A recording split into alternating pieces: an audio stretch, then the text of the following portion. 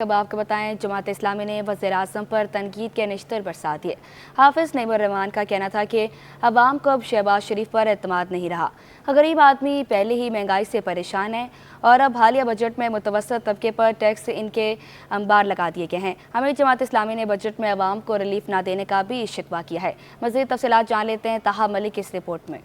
وفاقی بجٹ پر جماعت اسلامی کا سخت رد عمل سامنے آ گیا۔ امیر جماعت اسلامی نے بجٹ 2024 تا 25 کو مسترد کر دیا۔ ادارہ نور الحق میں پریس کانفرنس کرتے ہوئے حافظ نعیم الرحمان کا کہنا تھا کہ ملک کو IMF کا غلام بنایا جا رہا ہے۔ نہ جانے کیوں حکمران عوام سے جھوٹ بولتے ہیں۔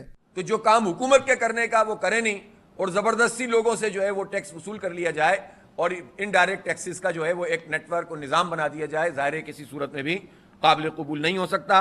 پاکستان کو ایک مرتبہ پھر یہ ایک معاشی دلدل میں واضح بات ہے کہ IMF جہاں جاتا ہے وہ قوم پنپتی نہیں ہے، وہ قوم مزید برباد ہوتی ہے۔ امیر جماعت اسلامی کا کہنا تھا کہ ملک کی ایکسپورٹ کم ہو گئی ہے، تنخواہ دار طبقے پر ٹیکس لگائے گئے ہیں جبکہ جاگیرداروں کو کھلی چھوٹ دے دی گئی ہے۔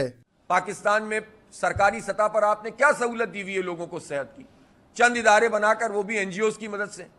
آپ یہ کہتے ہیں کہ ہماری صحت کی پالیسی ہے، تو جو پرائیویٹ سیکٹر میں جب یہ بوجھ پڑے گا تو جو پرائیویٹ سیکٹر ہے وہ تو سارا کے سارا عوام پہ شفٹ کرے گا۔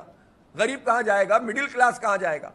تو وہ سارے اقدامات کیے ہیں پیسے جمع کرنے کے لیے کہ جس کا اثر غریب پر اور مڈل کلاس پہ پڑے گا، لیکن وہ اقدامات آپ نہیں کریں گے جس کے نتیجے میں بڑے بڑے لوگ پکڑ میں آئیں۔